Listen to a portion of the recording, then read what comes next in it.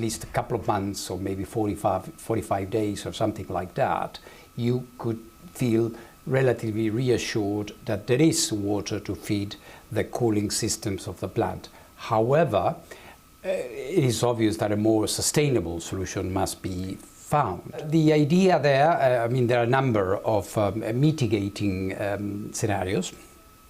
One is to go get more water from places where the levels allow for pumping, through, in this case, through mobile pumping system. You see how complex this is, number one. And number two, drill for water. During a Ukrainian counteroffensive? Exactly. So is that counteroffensive making the plant less stable?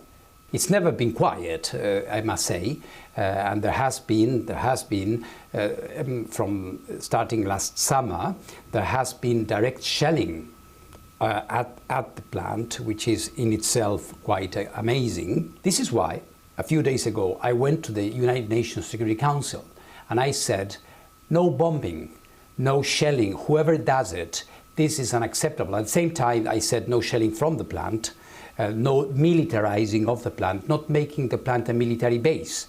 So I think the idea here to be preserved is the nuclear safety of the plant, because this, if there is something there, no one will be spared. I mean, this is going to be affecting Russians, Ukrainians, and perhaps Europe as well.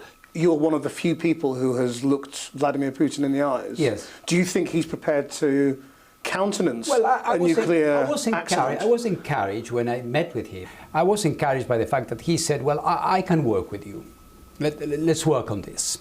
You know, I'm not passing judgment on his actions or views. I'm just saying that it's important, it's indispensable that I can engage. And this is why, by the way, the IAEA is the only institution that is talking to both at the same time, and that is recognized by both as an interlocutor. Do you think both sides are using the risk of a nuclear disaster? I mean, Russia believes that it's part of their new occupied territories. We, as a UN affiliated organization, we abide by the UN Charter, and we do not believe borders are changed by the use of force. So this is obviously clear.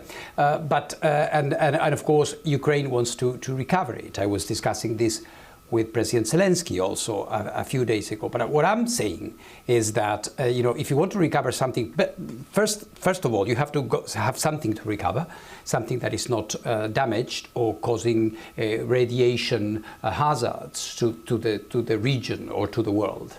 We've seen the movement now of weapons from Russia to Belarus, or control of weapons at least. How significant is that? We would say, from our perspective, the less nuclear weapons, the better.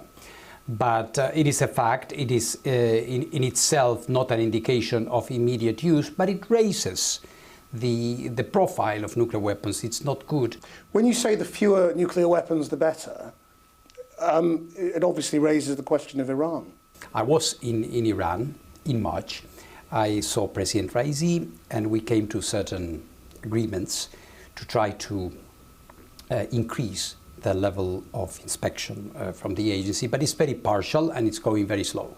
The Iran question is always framed here as how far away from having a nuclear weapon is Iran? Mm-hmm. What's the answer? Well, in terms of nuclear material, they have enough nuclear material for a number of warheads, if they decided to go that route. It's not the case at the moment. We don't have any information that indicates that. But of course, it's not irrelevant. We began this talking about the risk to reactors in Ukraine. Are there many other places in the world that we are not thinking about where reactors are in vulnerable places? I think in terms of an ongoing armed conflict, what we see in Ukraine is unique. That's the one that keeps you up at night? Indeed. Mr. Grossi, thank you very much. I thank you.